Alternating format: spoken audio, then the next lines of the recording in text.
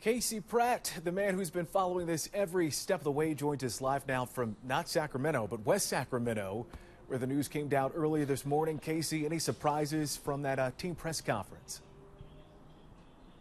Yeah, one of the first things that jumped out to me is that when A's owner John Fisher showed up and talked about who he's excited to see hitting home runs out of this quaint minor league park, he mentioned Aaron Judge.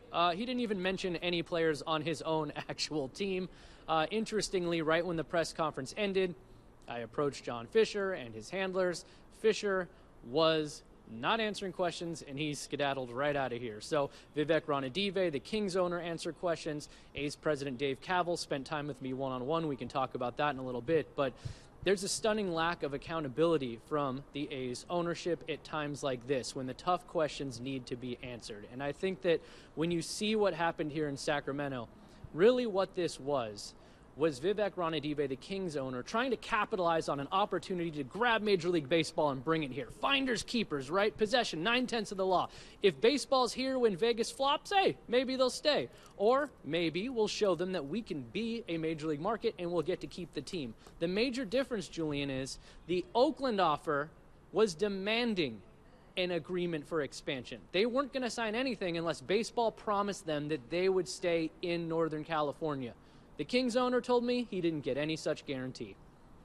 That is such an interesting point right there. Casey, I know you've been trying to get John Fisher for months at this point, right, as these developments have continued to come down when it comes to the A's. We'll talk about what Dave Kaale told you in just a bit, Casey, but I want to just work out the logistics of this deal. So we know it's not going to be an easy one, getting the A's to Sacramento. They're going to be playing there at Sutter Health Park, where the minor league team currently plays, the River Cats. But they got to do a lot of upgrades to be able to get up to MLB code. Is that even feasible for next season?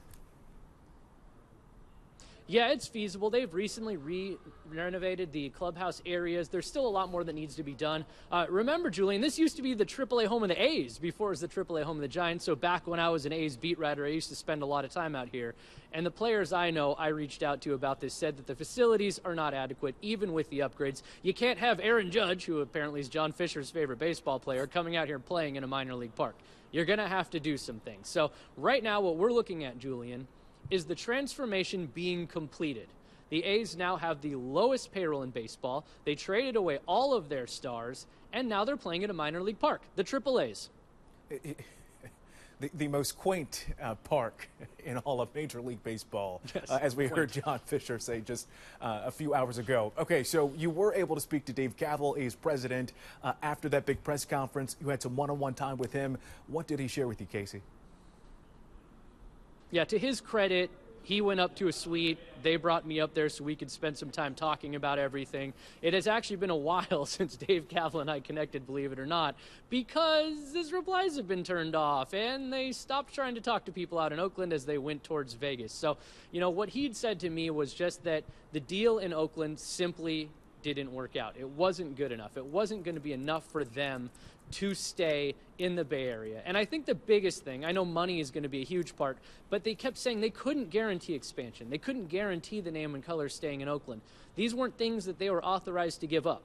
If Major League Baseball could see the forest through the trees and recognize an opportunity with all the money in the Bay Area and actually help facilitate expansion or another ownership group, there's no reason they couldn't get Oakland and Las Vegas. But the problem is they were just so eager to get out the door and find any way to make that happen. And when Sacramento Kings owner Vivek Ranadive put Sacramento on the table, that undercut the city of Oakland's leverage completely. It drove the price down. Even late Tuesday night, my sources at the city told me that they conceded on a large amount of the money they were asking for the A's for the lease extension. Even with that large monetary concession, they were basically just asking for $60 million total over 3 years with the expansion guarantee. You got to keep in mind, $60 million nowadays, that's less than Shohei Ohtani's making for one season. I mean, it's not a very big gap. So the A's chose to come here. No details were given about the TV contract negotiations or what the actual terms were. Vivek did tell me when I talked to him, 3 years with a possible extension for a fourth year if Vegas isn't ready to go. But this is not a permanent solution, no matter how they want to see it. Vivek can say, we're going to get people here, we're going to show them we're a major league market, and maybe we'll get to keep baseball. He got no such assurances. All this did was put the A's directly in the path of getting Las Vegas completed. That is it. It granted them amnesty at a time when they were backed against the wall because they absolutely needed to figure out where their home for next year would be. It's 2024. They're playing their season now. Up until today, they didn't even know where they were going to play next year. Major League Baseball, not happy about that, Julian. Yeah, I imagine so. So much of this is still up in the air, and it clearly looks like the team trying to just move quickly, right, to find a home for the 2025 season. Very interesting that you think Radive's kind of power grab, if you will, right, trying to lure the A's to Sacramento, or West Sacramento, I should say, for a bit, really won't be something that can have some legs to it, that can stand beyond 3 years, maybe a fourth year if it goes to that. Casey, I know you're so plugged in with the fans, so I just want to ask you what you've been hearing from fans. I know you were out at the home opener last week. They were staying in the parking lot, not going inside of the stadium, trying to show John Fisher, you're making the wrong call, man. What have you been hearing from the fans out there today? The fans are just passionate and engaged. They're not happy. I think you have to understand that there's a lot of nuance to the situation out here if you're watching at home. You got to remember, the Sacramento Kings were almost ripped out of this very market to Seattle.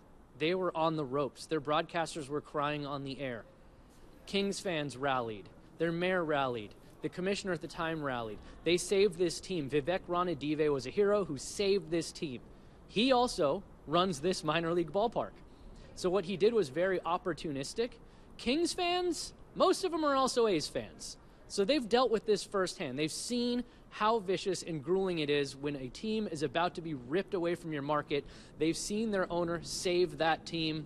And now what he's done here in Sacramento by undercutting Oakland's leverage and bringing them here to this market, it's completely the opposite, right? Like, he's taken all the goodwill he had with the fans and he's tossed it. I don't think anybody quite expects how muddy this process is. And when you get in bed with the team that's trying to do what they're doing in Oakland and moving it to Vegas, you're not going to escape from that clean, Julian. So he's taking a big hit right now. The fans are upset. Kings fans are upset. Everyone's upset. But there is general excitement in Sacramento. MLB being in Sacramento should be something that everyone's excited about, able to celebrate. But in this context, it's almost impossible to feel good about it. It just feels dirty. Only a few seconds left here, Casey, and I know we're going to see you later on ABC 7 News at 4, 5, and 6. But if you could rub that crystal ball in a few seconds, do you think that there is a shot at all of getting an expansion team into Oakland in the near future? Part of my back and forth with Vivek Ranadive was he said that he believes that they will be able to show that this is a major league market, that Rob Manfred, the commissioner of baseball, told him he wants MLB to be back in California if he's removing a team. They might expand to Nashville, maybe expand here after Vegas. There is a chance, but it's a tough chance, Julian, because you're telling me now Sacramento has to pack this place for 3 straight years when they're being offered the lowest payroll team in baseball, a team with no stars, a team with the worst record in baseball. You're going to have to show up and eat all that up, because if you don't, you're not considered a major league market. I think that's unfair for the people of Sacramento. So much left to be told here. And of course, Casey, we will be following your reports every step of the way. We'll see you back here on ABC 7 News at 4. Casey Pratt live for us out there in West Sacramento. We appreciate it.